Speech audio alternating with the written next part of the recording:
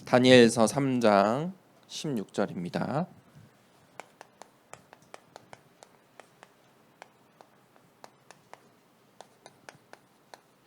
우리가 함께 이번 달은 바벨론 시대에 함께 보고 있습니다. 오늘 바벨론 시대의 증인 세 청년에 대해서 말씀을 나누겠습니다. 다니엘서 3장 16절 말씀을 우리 함께 읽어보도록 하겠습니다. 다니엘서 3장 16절을 함께 읽습니다.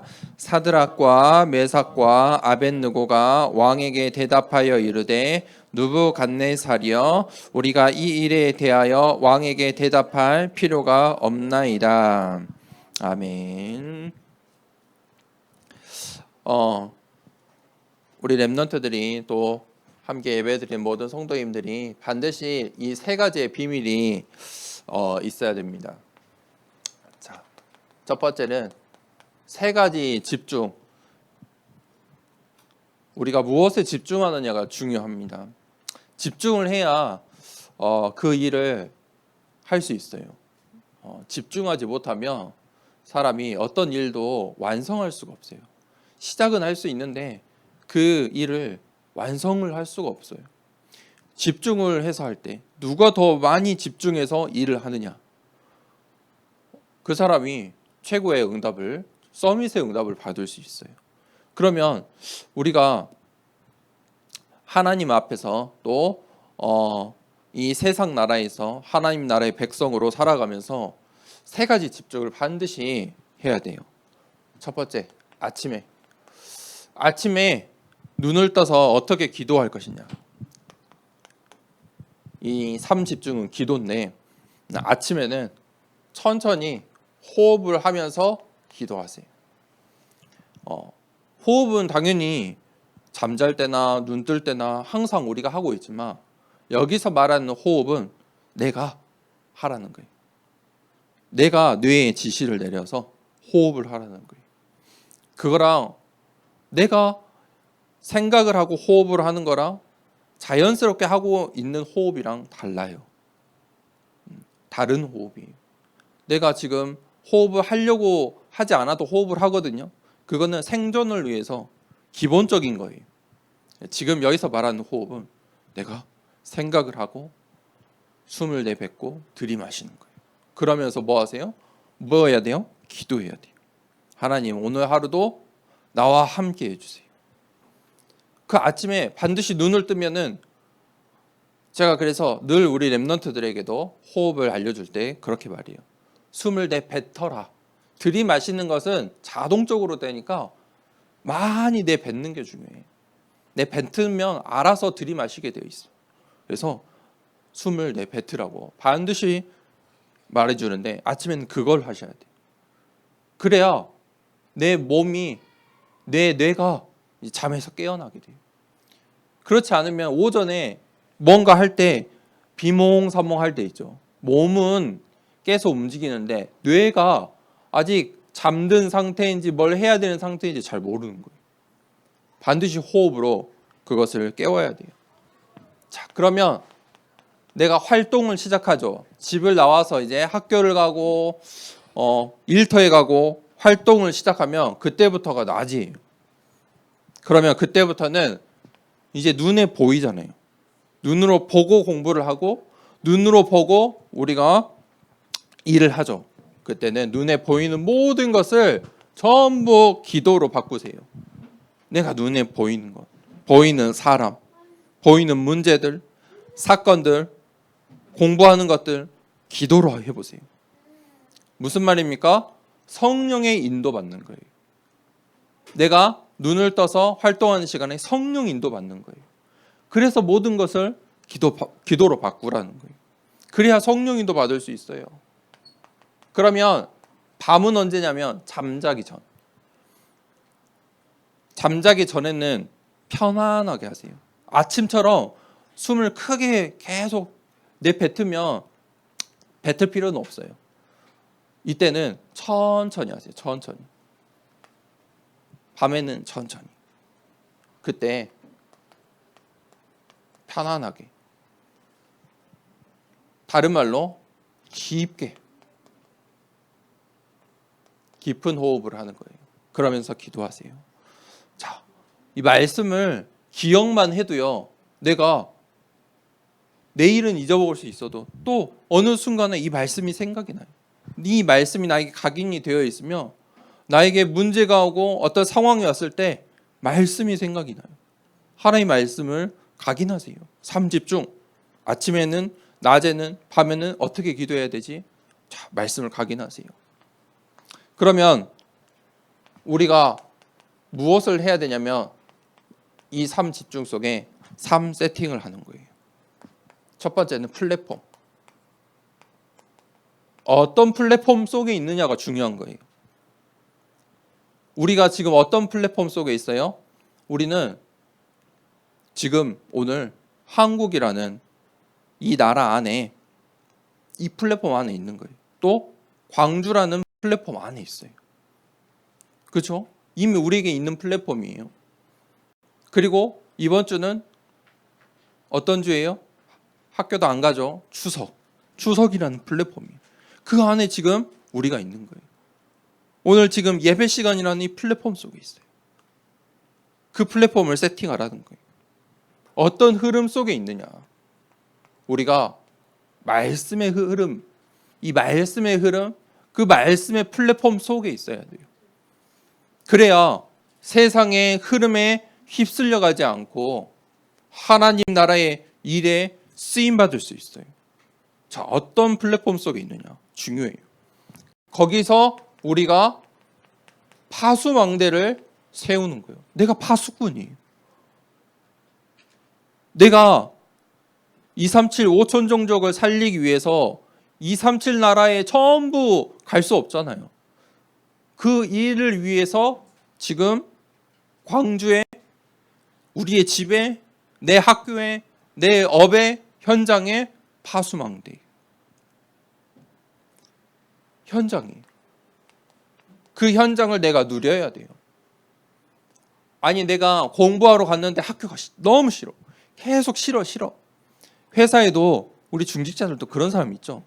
맨날 회사에 나와놓고 이 학교에 열심히 공부해서 왔는데 나 이 학교 싫어. 이 학교 나갈 거야. 우리 회사 싫어. 우리 회사 나갈 거야. 공부하는 거 싫어. 그런 사람이 있어요. 그러면 절대 그 현장에서 응답 받을 수가 없어요.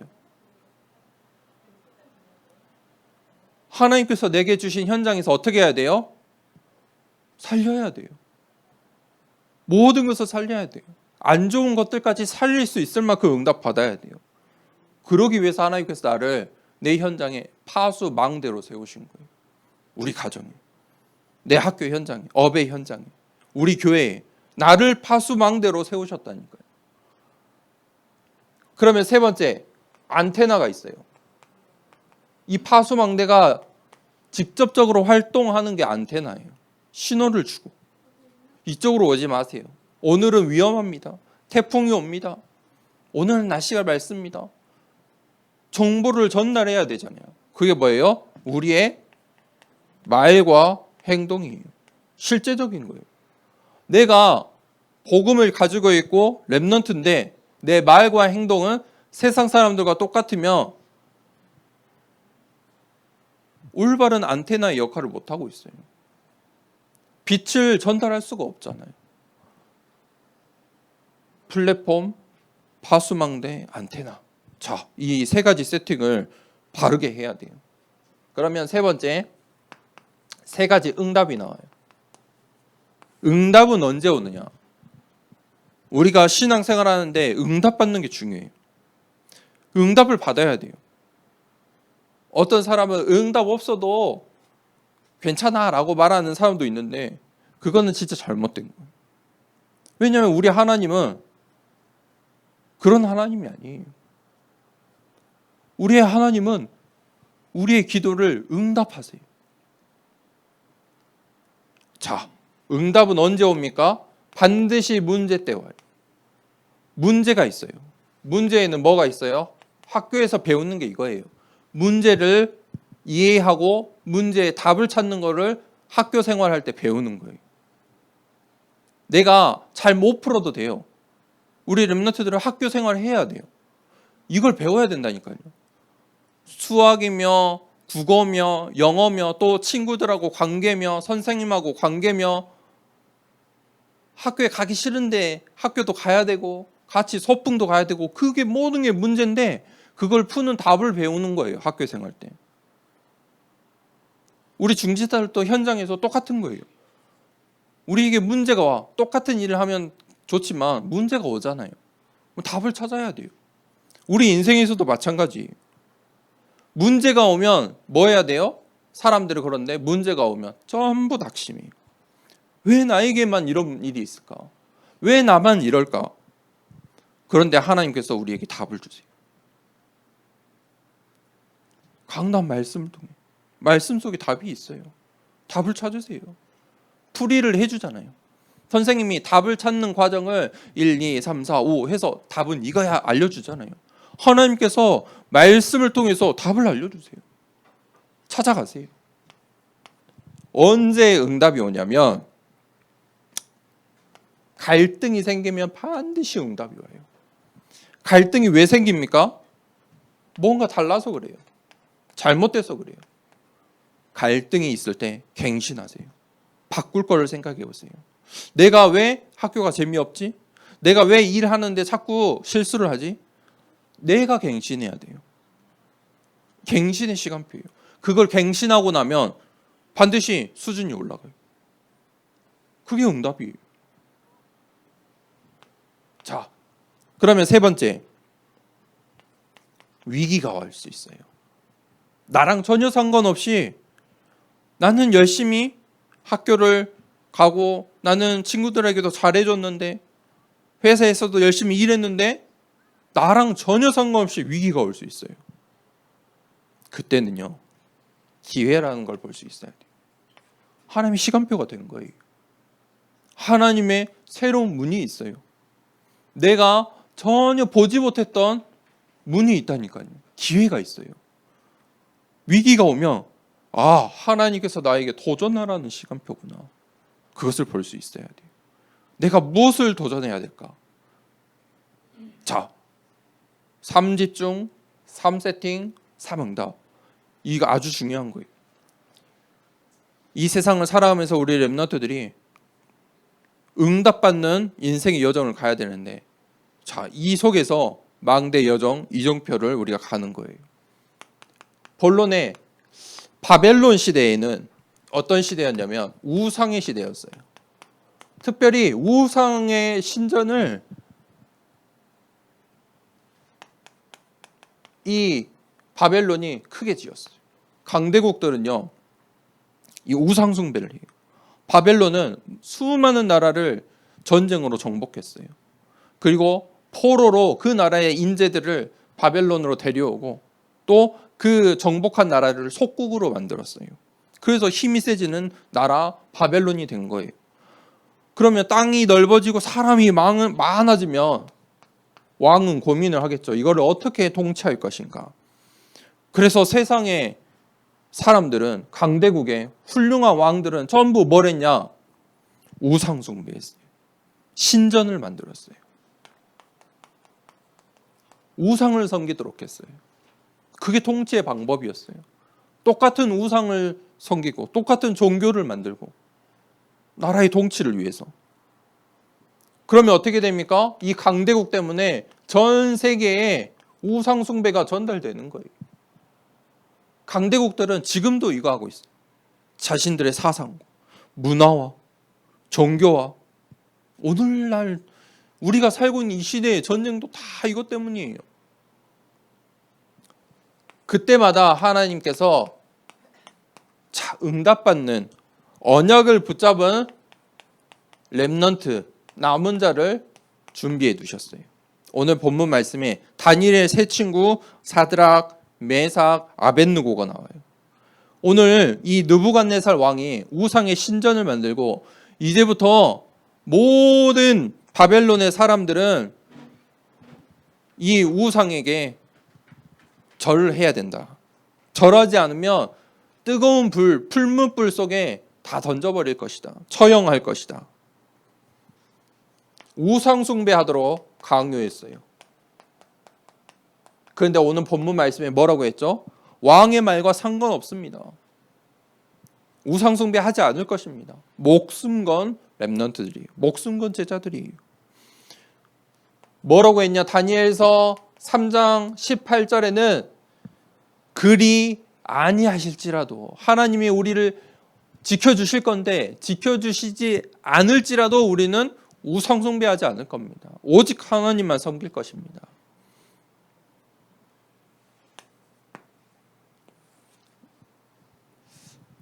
그때 왕이 누구였냐면 느부갓네살이에요. 그러니까 왕이 어떻게 했어요? 화가 났어요. 그래서 풀무불을 7배나 더 뜨겁게 만들어라.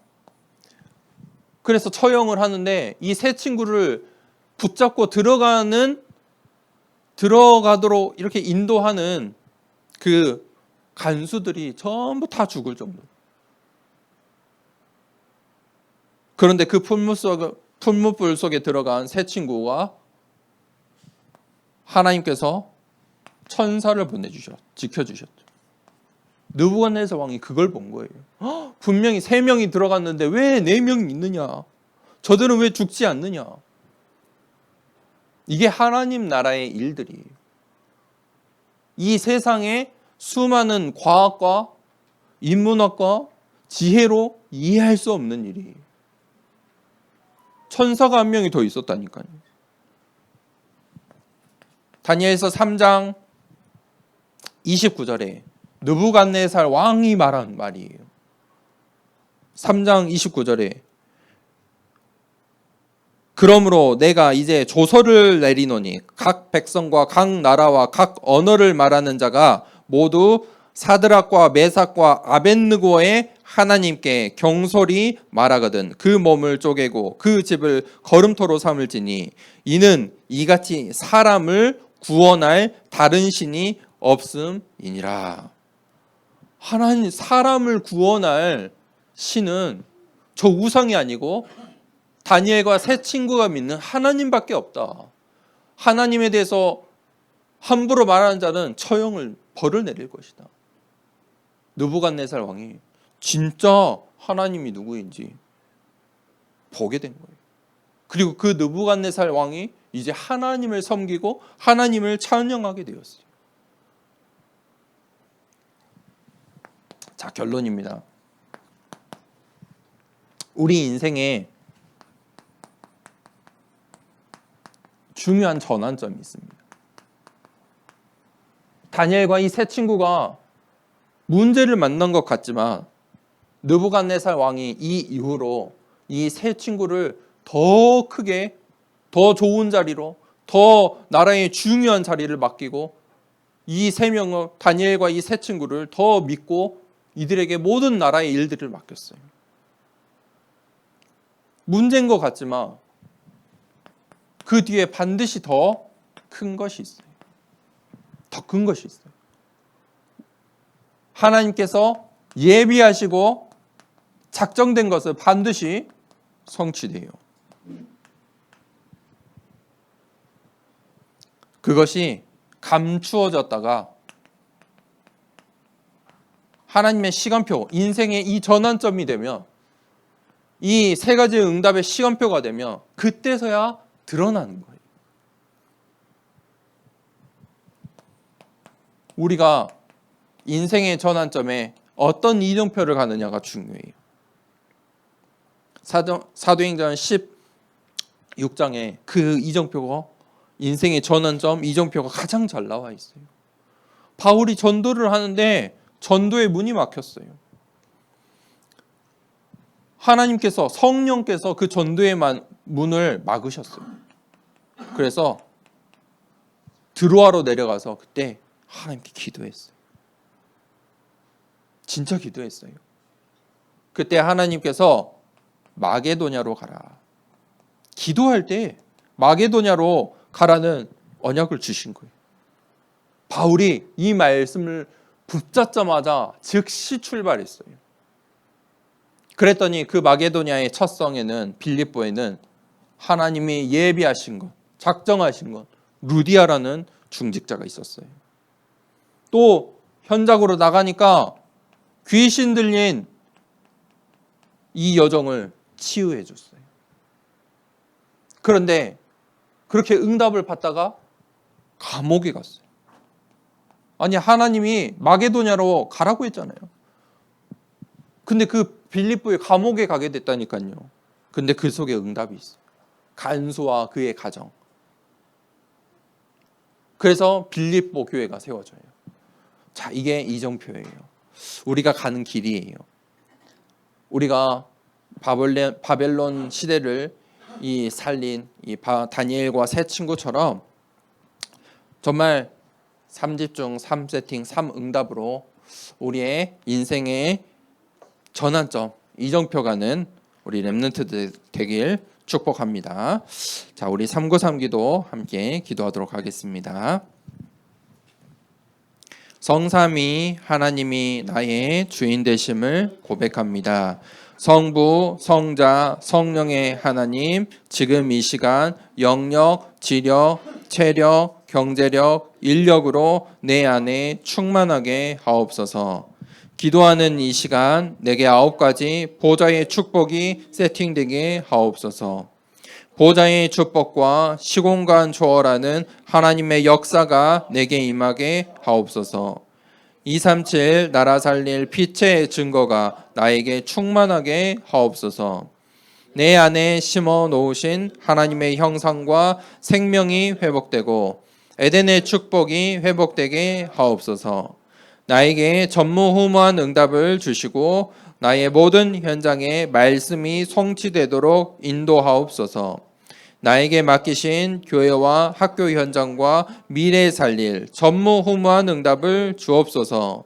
예수 그리스도 이름으로 기도합니다. 아멘. 주기도문으로 1부 예배를 마치겠습니다. 하늘에 계신 우리 아버지여, 이름이 거룩히 여김을 받으시오며 나라가 임하시오며